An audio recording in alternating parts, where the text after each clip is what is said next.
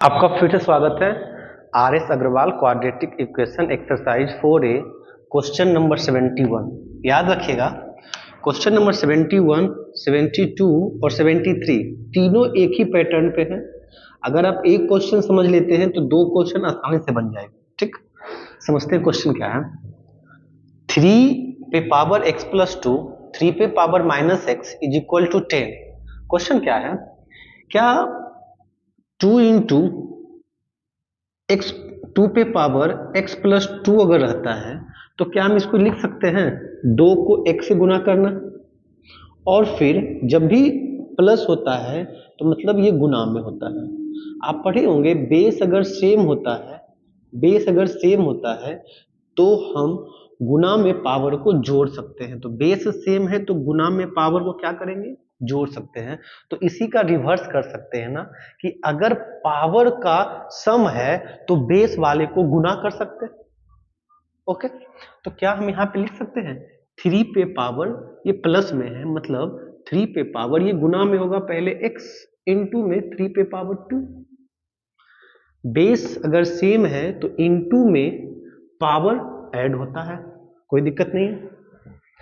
क्या आप ये पढ़े हो, a का पावर -1, जब भी किसी पे पावर माइनस होता है तो वो नीचे मतलब डिनोमिनेटर में आ जाता है। अगर a का पावर -5 होता है तो ये माइनस का मतलब है a का पावर 5 नीचे में आ जाएगा। इस माइनस को प्लस में करने का ही नियम है।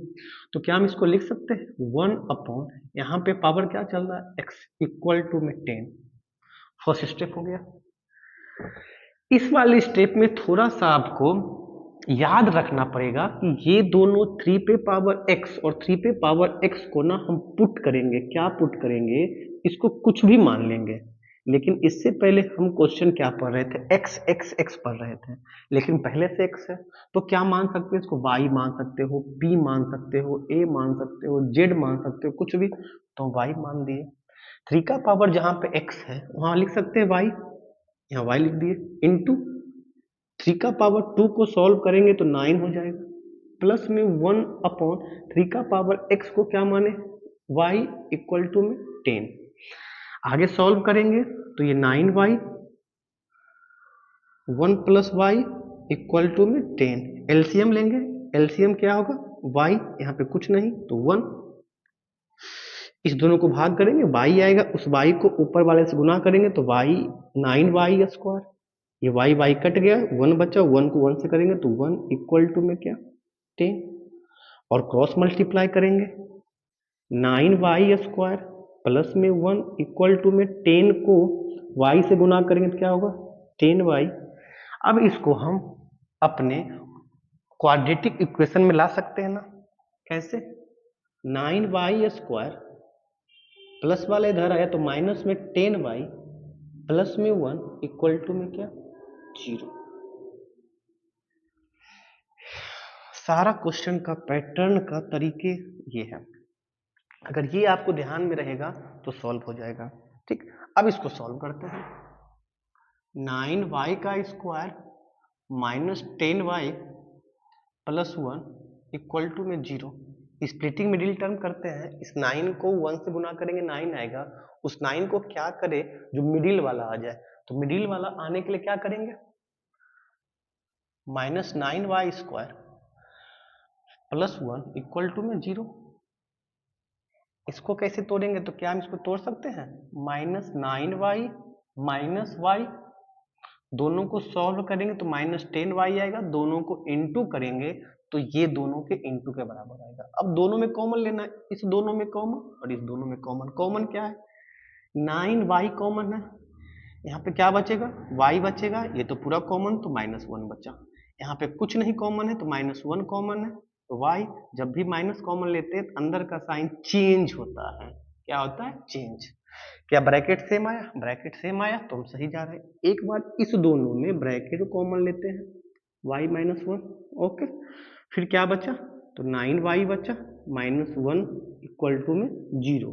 यहाँ से इस दोनों को फैक्टर में आया तो दोनों को 0 के इक्वल करेंगे, और 9y-1 को भी 0 के इक्वल करेंगे। यहाँ से y निकालेंगे तो प्लस में 1, और यहाँ से एक और y निकालेंगे तो प्लस y इक्वल टू में 1/9। अभी तक y आया, वेरिएबल क्या चल रहा था, x चल रहा था, और x का वैल्यू क्या है, तो यहाँ पे देखिए y इक्वल टू में 3 पे पावर x, तो क्या y के स्थान पे रख सकते हैं 3 का पावर x, और यहाँ पे क्या चल रहा है 1। 1 कब आता है, 1 तभी आता है जब 3 का पावर 0 हो। ऐसा क्यों करते हैं, याद होगा आपको कि अगर a का पावर 5 होता था और इधर भी a का पावर c होता था, तो बेस अगर सेम है तो पावर भी क्या होगा, सेम होगा, मतलब c बराबर 5 कर रहे हैं। उसी मेथड से ये भी बनेगा, यहाँ पे 1 था ना, तो इधर 3 है इसीलिए 3 का पावर किए। अगर इधर 2 होता ना तो हम लिखते 2 का पावर 0। यहाँ से x इक्वल टू क्या निकल गया 0। यहाँ से क्या निकलेगा y बराबर फिर वही पे 3x। इसको भी 3 का पावर बनाना है, तो क्या इसको लिख सकते हैं 1/3 पे पावर 2, 9 को लिख सकते हैं ना, और ये ऊपर जाएगा तो माइनस हो जाएगा, माइनस में 2, यहाँ से x निकालेंगे तो x इक्वल टू में -2। एक वैल्यू आया 0, एक वैल्यू आया -2। Okay, thank you.